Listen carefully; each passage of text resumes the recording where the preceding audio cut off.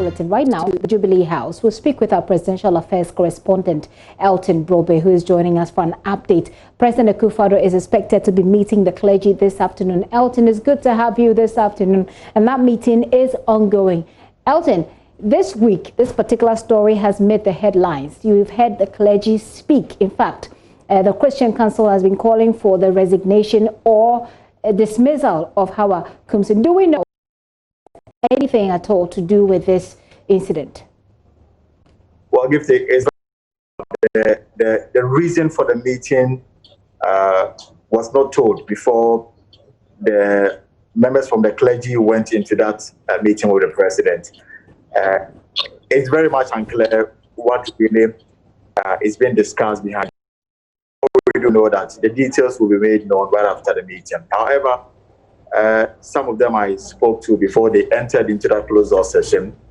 They told me that they will indeed raise the issue of the current political temperature in the country and what the president, who is the commander-in-chief, under whose watch will have the next election is doing about it. There's also the issue about government response to the COVID-19 and government is doing to get the churches back into normal times. Remember that at the last restrictive measures that were announced, churches are only to hold congregation for not more than 100 people, and there's a clear guidelines as to how they should go about this. Now, it's been some time now since they conformed to this directive.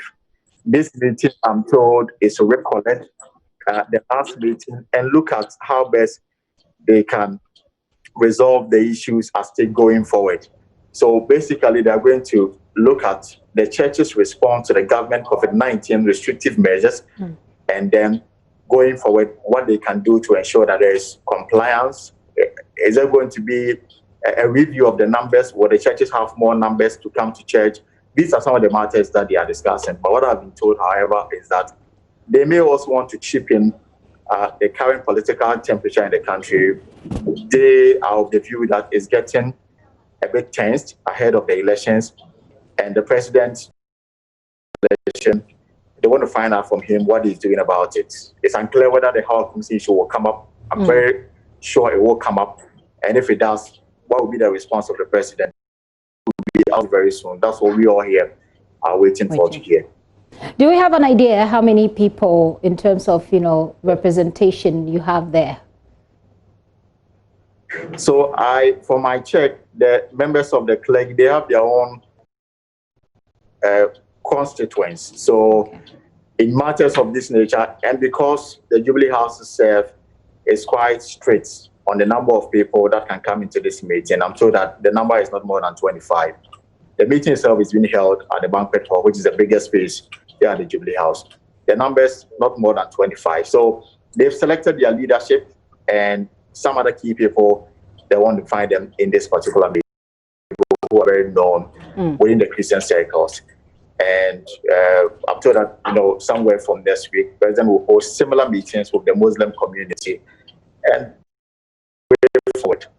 But the political temperature for the members from the clergy is one of the issues that they will put forth, and they will hope to get assuring answer from the president going forward, especially as we prepare towards December 7, 2020. And already we are witnessing some skirmishes across the country just because we are registering people. What would then happen when we have to now go and vote to elect a president and 270 members of parliament? If this is anything to go by, then indeed there should be assurance of somebody working to ensure and maintain the peace and cohesion in the country. And who is best placed to do it? The person who is supervising the election, under whose watch will have this election, that is the president.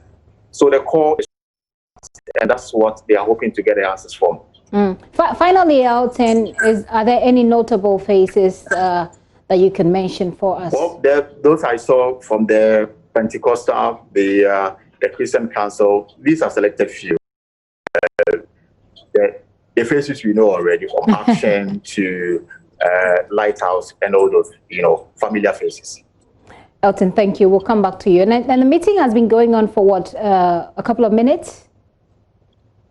So it just started. A while ago, the president has had a meeting before.